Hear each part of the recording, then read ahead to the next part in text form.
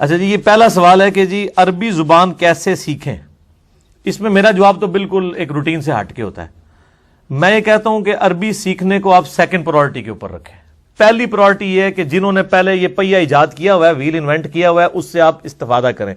عربی سیکھتے سیکھتے مر ہی نہ جائیے گا کہیں، کیونکہ لوگ اسی میں اپنی زندگیاں گزار دیتے ہیں کہ جی میں پہلے خود عربی سیکھوں گا، پھر میں ترجمہ کروں گا، پھر میں قرآن کو سمجھوں گا.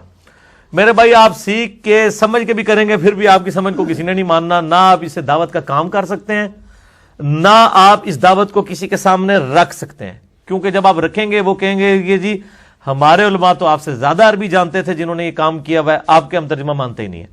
تو میرا پوائنٹ آف ویو بالکل ڈیفرنٹ ہے. مسئلہ نمبر 170 میرا ریکارڈڈ موجود ہے، اس کا ایک کلپ بھی لادہ سے چڑھا ہوا ہے.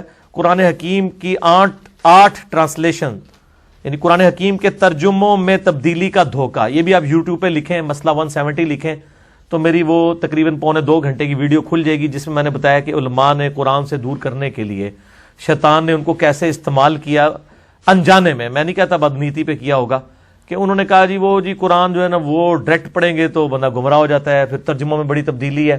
آپ جس مسلک کے ہیں نا جی اسی مسلک کا ترجمہ پڑھیں. جہاں پہ کہیں تھوڑی بہت کسی نے ڈنڈی ماری ہے، وہ آپ کو قرآن پڑھ کے قرآن کا اسلوب، قرآن کا مزاج آپ کو خود سمجھا دے گا کہ یار یہ بات بنتی نہیں تھی، فلاں جگہ تو اس نے صحیح ترجمہ کیا ہے، یہاں پہ غلط کر دیا. ایک عام آدمی بھی جج کر لے گا. یہ میرا دعویٰ ہے. قرآن کی اللہ نے حفاظت کا ذمہ لیا ہوا ہے، اللہ نے خود ہدایت دینی ہے. میرے بھائی آپ نہ ٹینشن لیں.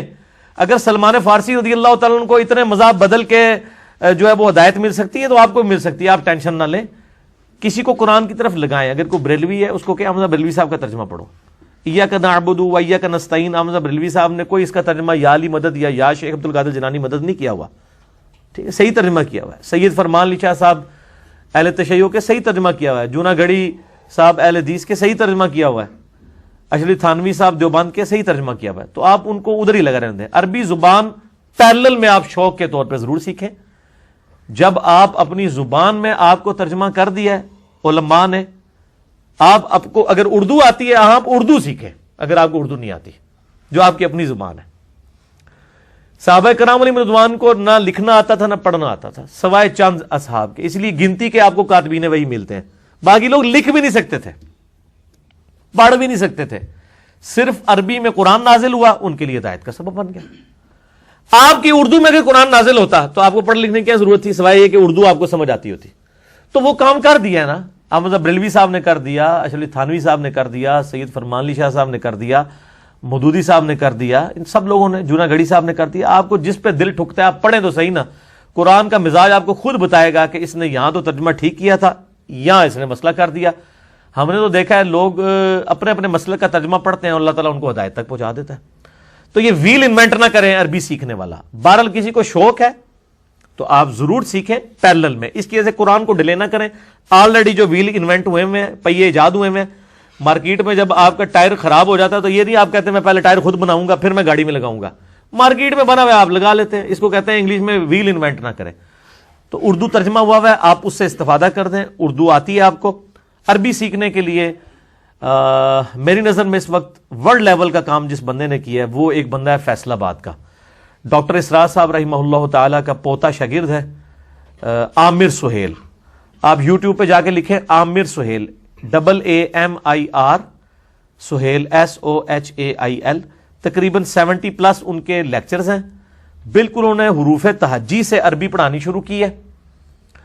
اور ایک جس کو اردو پڑھنی آتی ہے نا وہ عربی سیکھ جائے گا. اور انتہائی متقی اور پرہیزگار آدمی ہے. سب سے بڑی بات کہ وہ مولوی نہیں ہے، وہ ہماری طرح دنیاوی طور پہ ایجوکیٹڈ بندہ تھا. اس نے شوق سے عربی سیکھی اور اب ایسی عربی سیکھی ہے کہ کسی عربی جاننے والے کو بھی ویسی عربی نہیں آتی.